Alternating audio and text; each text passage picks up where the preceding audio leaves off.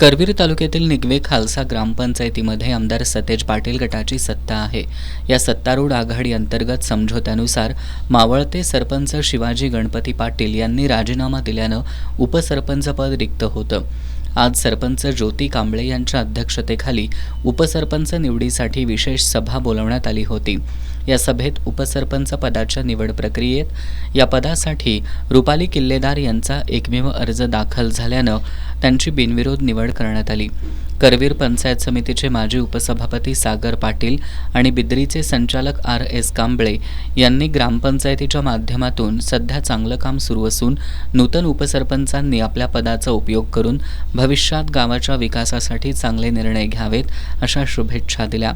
यावेळी बच्चाराम किल्लेदार, अशोक पाटील, सुमित चौगले, सदाशिव पाटील, अशोक किल्लेदार, नामदेव मांडवकर, मोहन कांजर, प्रल्हाद पाटील, संदीप किल्लेदार, विनायक पाटील, दीपक किल्लेदार यांच्यासह ग्रामपंचायत सदस्य आणि आमदार सतेज पाटील गटाचे कार्यकर्ते मोठ्या संख्येने उपस्थित होते। या निवडीनंतर समर्थकांनी फटाक्यांची आतषबाजी करत शुभेच्छा दिल्या।